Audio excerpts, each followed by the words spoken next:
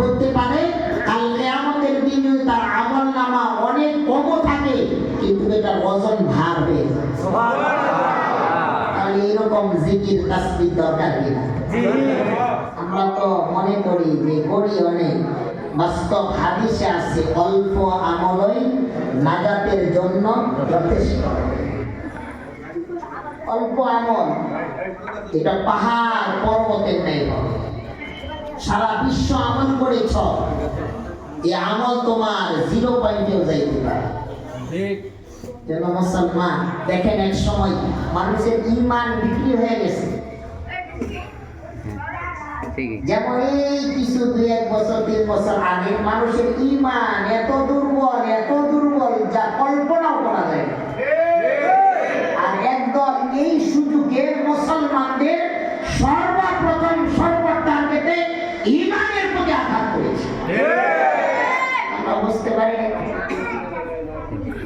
যেমন ঈমানের দুর্বলটা আগে বলি, আপনার আমার মাঝে করোনার একটা দিন গেছে না? সেদিন কত ঈমান আমাদের দুর্বল, নিজের মায়ের করুণা নিজের সন্তানও কাছে যায় না, স্ত্রীর করুণা স্বামী যায় নাই, সন্তানের করুণা মা যায় নাই, বাপের করুণা সন্তান যায় নাই, সন্তানের করুণা বাপ যায়। কিন্তু এমনি আমরা তাওয়াক্কুল আর নিজের জোর করে বলি আল্লাহ মারলে দিতে মারে, কি করার আছে, বলতে বলবো। এই কথা ভিত্তি করে চলি।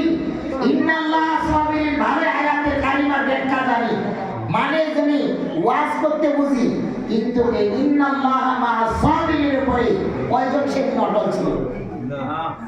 সেদিন নিজের সন্তানকে বন্দী করে রাখছে, বাপ কাছে দেয়।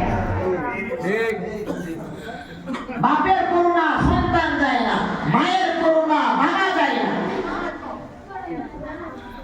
আর এই টাইমে মুসলমানদের জাতিদের উপরে সর্বপ্রথম এক নাস্তিকের বাচ্চারা ঈমানের প্রতি আঘাত নিয়েছে।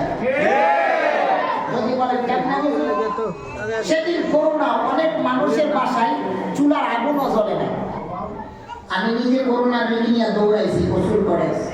আমার মা আমাকে বলতো, বাজার গেটের কাছে আসছো, ওখান থেকে কাপড়া খোলো, আমি গোসলের পানি তোমাকে গরম করে দেই, বাচ্চাগুলো আছে ঘরে, তুমি এমনি ঘরে প্রবেশ করি, মৃত্যু তো আল্লাহ দিবে, তারপরে একটু সেভ করা ভালো। আমার বলতো নিজাতে গোসল করাইছি, কেউ নাই সেই দিনগুলাকে টুপিওয়ালারা এক বিশাল জামাত বাইর করছে, করোনা রোগীদেরকে কেউ গোসল না করে আমরা করাবো, কেন আমরা করাবো। কিন্তু সেই নাস্তিকের বাচ্চারা সেদিন মুসলমানদের ঈমানের উপর আঘাত করেছে। যদি বলেন কেমনে হুজুর মুসলমানদের বিপদ, বলেন তো এই বিপদের টাইমে মুসলমানকে কারো গতির দিকে টার্গেট করে? মানুষ সাধারণ জ্বর হয়, এই টাইমে যদি লাখ লাখ টাকা তার হাতে দেওয়া হয়, টাকা চাই না, তার জন্য জ্বর ভালো, তারপর টাকা চাই। সেদিন মানুষগুলো করোনায় আক্রান্ত, প্রতিটা বাড়িতে আতঙ্কা, বাজার সবাই করতে পারে না। সেদিন কি কোনো মানুষকে এই চেয়ারের গতিতে লোভ করবো? মানুষের টাকার দিকে লোভ করবো? সেদিন মানুষগুলো এক ফোঁটা চোখের পানি ফালাবে, ক্রন্দন করবে, এই জায়গাগুলো পর্যন্ত বন্ধ করে দিচ্ছে। যে মসজিদে বসে আছেন, এই মসজিদে লকডাউনের সময় মুসলমানদের ঈমানকে আঘাত করবার জন্য মসজিদে আসা পর্যন্ত বন্ধ করে দিয়েছে।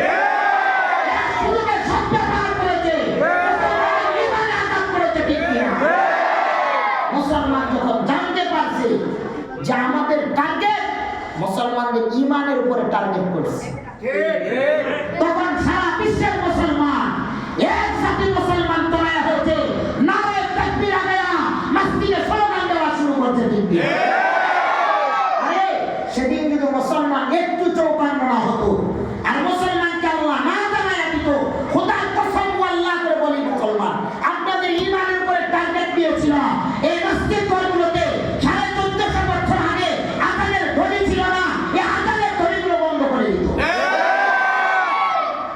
সর্বপ্রথম টার্গেট নিয়েছিল এই মসজিদে যে আজান দেয় মুয়াজ্জিন ইমাম বানানোর কারখানাগুলোকে বন্ধ করে দেওয়া হয়েছে।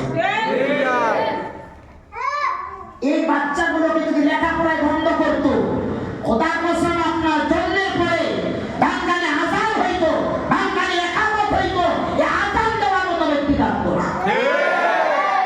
এই ইমানের প্রতি একটা টার্গেট ছিল।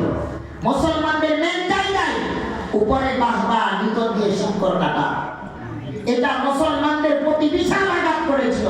কিন্তু আল্লাহ পাক রব্বুল কারীম ইমানের দেশে, টুপিওয়ালাদের দেশে, কোরআনওয়ালাদের দেশে, দাওয়াতওয়ালাদের দেশে, বাংলার জমিনের মুসলমানদের দেশে, আল্লাহ পাক দাওয়াতওয়ালাদের দেশে আল্লাহ পাক সুন্দর কোরআনে কারিমের ব্যবস্থা চালু করেছেন।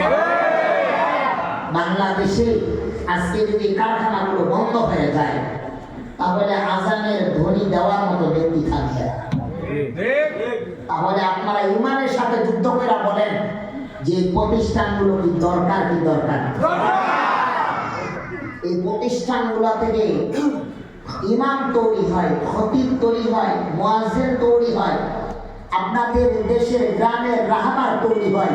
এই রাহবার তৈরি হোক, ইমাম তৈরি হোক, মুয়াজ্জিন তৈরি হোক, এই কারখানাগুলো থাকে।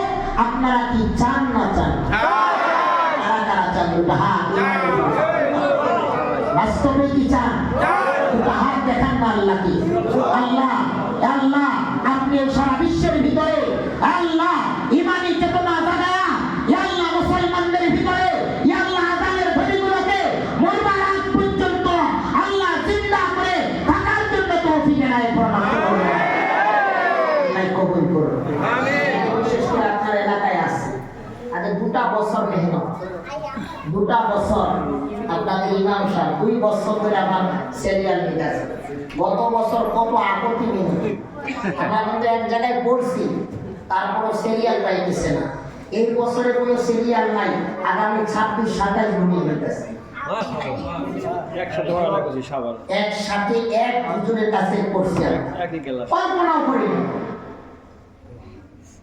এই তারিখটা 3 মাস ধরে নিতেছে।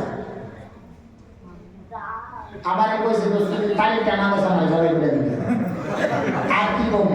পরে এই তারিখটার জন্য কত পারাপারি, আমি সেই সুদূর ঠাকুরগা থেকে, সেই বরিশাল থেকে এখানে রওনা। তারপরও আসছি আতঙ্কায়। আমার কয় দোস্ত তুই তো টাকা লাগবে, তুই টাকা লে, তারপর হাসা। আমি দোস্ত আসবো আমি ইনশাআল্লাহ। বাস্তব সততা আর ভালোবাসা আল্লাহ পাক শিখায় দিয়েছে, আর সততা আর ভালোবাসা আল্লাহর তরফ থেকে শুরু হয়েছে, ঠিক কিনা? রাসূলুল্লাহ সাল্লাল্লাহু আলাইহি সাল্লাম যখন সর্বপ্রথম আল্লাহ পাক জিম্মা দিলেন, ওগো হাবিব, ওগো দোস্ত, ওয়াকুল জাল হক ওয়া যাহাকাল বাতিল ইন্নাল বাতিলা কানা যাহুকা, যান আপনি মক্কা নগরীতে যান, সেখানে 360টা মূর্তি পূজা আছে। আপনি সেখানে মুসলমান নয়, সব ইহুদি নাসারাদেরকে একটাই দাওয়াত বোঝাবেন, লা ইলাহা ইল্লাল্লাহ মুহাম্মাদুর রাসূলুল্লাহ। আল্লাহ নবী দাওয়াত নিয়ে গেছে, কোন মুসলমান ছিল না। সর্বপ্রথম রাসূল দোয়া করেছি, আল্লাহ এই মক্কায় আমার কেউ নাই, এই মক্কার ভিতরে 2টা মানুষ, 2টা কাফের শুনেছি খুবই শক্তিশালী, ইয়া আল্লাহ এই 2 যুবক সন্তানকে আপনি কোরআনের খাদেম বানায়। আল্লাহ রাসূল যখন দাওয়াত নিয়ে গেছে, আল্লাহ পাক জানাই দিয়েছে, দোস্ত তোমার সর্বপ্রথম বিরোধিতা আর শত্রুতা তোমার কেউ করবে না, তোমার আপন মানুষগুলো করবে। কিন্তু আমরাই দাওয়াত দিই, তোমাকে তুমি মানো, তোমাকে সবাই মানবে, ঠিক কিনা? তুমি শ্রদ্ধা করো, তোমাকে শ্রদ্ধা করবে।